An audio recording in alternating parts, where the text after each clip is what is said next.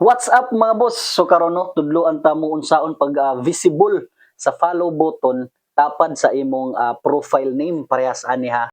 Parehas ani ni Boss Baklayo wala siya follow button besides sa iyang profile name.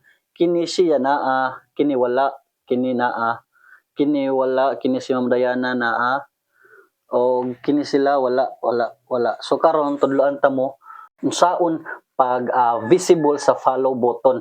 So sundi lang ni ninyo. Wall, i-click lang ni ninyo ang inyong profile button. Kini tulo ka line. Tapos scroll up, select settings and privacy. Tapos click settings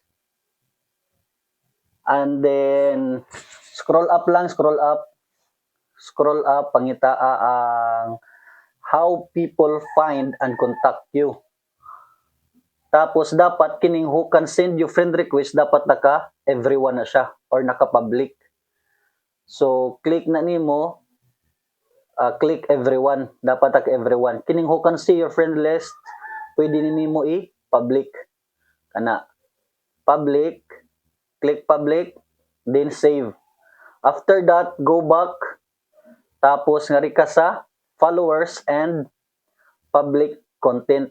Click na nimo. Pagka-click, dapat kinita na naka-public na siya. Dapat naka-public na siya. Click public, then save. Dapat kada usaan na is naka-public, kini naka-only may dapat naka-public ni siya. So, click na nimo. Then, change to public. Then, click save.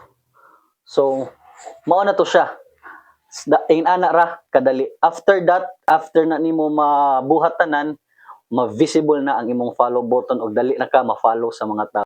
Hinaot nga nakatabang ko no. So kung nakatabang ko sa inyo pinaagi ani nga video, please click follow and then share the video. Mao ra to. Arigatou gozaimasu.